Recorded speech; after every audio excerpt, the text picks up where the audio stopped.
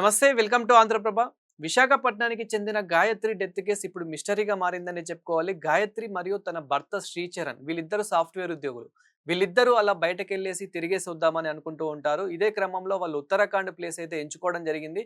So, ఈ ఉత్తరాఖండ్‌లోని ప్రముఖ ప్లేసెస్‌కైతే వీళ్ళు వెళ్లి ఎంజాయ్ గూడా చేయడం గూడా జరుగుతూ ఉంది. అయితే ఈ నెల ఈ జూన్ 13న వీళ్ళు వెళ్ళడం గూడా జరిగింది. అయితే వీళ్ళిద్దరూ భార్యాభర్తలు.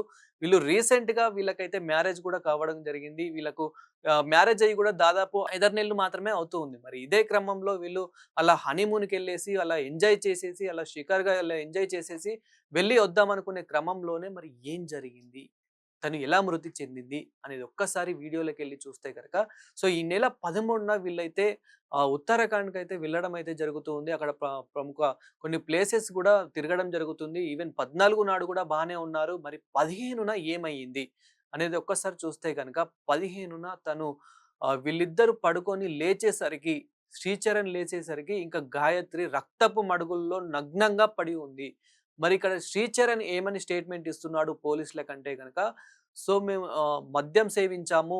3 వరకి మేము మార్నింగ్ 3 వరకి మేము హ్యాపీగానే ఉన్నాము. మంచిగా మద్యం సేవించాము అని చెప్పేసి సో తను చెప్పడం జరుగుతూ ఉంది. మరి ఈ మద్యం సేవించిన తర్వాత ఎవరికైనా గానీ కొంచెం ఆల్కహాల్ సేవించిన తర్వాత అసలు ఏం అర్థం కాకుండా పడుకుంటారు గాబట్టి, మరి ఆ మధ్యలోనే ఏమైనా అయ్యుండొచ్చా? మరి ఎవరైనా అక్కడికి హోటల్‌కి వచ్చి ఏదైనా చేసుండొచ్చా? అనే కోణంలో గూడా ఇప్పుడు అనుమానాలైతే రేకెత్తుతున్నాయి.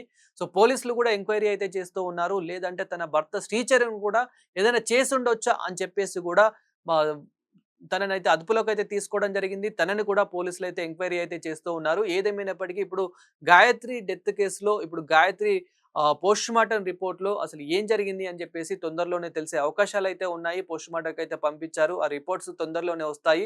తొందరలోనే మళ్ళీ మీడియా పరంగా మేము చెప్తాము అని చెప్పేసి కూడా పోలీసులైతే చెప్పడం జరిగింది. సో, ఈ సమాచారం తెలిసిన వెంటనే వాళ్ళ తండ్రి అయితే అక్కడికి చేరుకోవడం జరిగింది. అంటే వాళ్ళ తల్లిదండ్రులకి కూడా ఇలా జరిగింది అని చెప్పకుండా జస్ట్ ఒక చిన్న యాక్సిడెంట్ జరిగింది. ఒకసారి మీరు రావాలి అన్న వెంటనే వాళ్ళ తండ్రి వెళ్ళడం జరిగింది. తర్వాత వాళ్ళ గాయత్రి వాళ్ళ తల్లి గూడా వెళ్ళడం జరిగింది. ఈవెన్ వాళ్ళ తల్లిదండ్రులకి గాయత్రి ఒకే కూతురు అంట. ఇంకా ఎవరు పిల్లలు గూడా లేరని చెప్పేసి గూడా చెప్తూ ఉన్నారు. వాళ్ళని గాయత్రిని గూడా చాలా ప్రేమగా చూసుకునే వాళ్ళము. వీళ్ళు గూడా చాలా బానే ఉండేవాళ్ళు. మరి అసలు ఏం జరిగింది? వీళ్ళు గూడా హ్యాపీగా వాళ్ళ ఎంజాయ్ చేసొద్దాము అని చెప్పేసి గూడా వెళ్లారు. మాకు గూడా కాల్ చేసి చెప్పారు. సమాచారం ఇచ్చారు.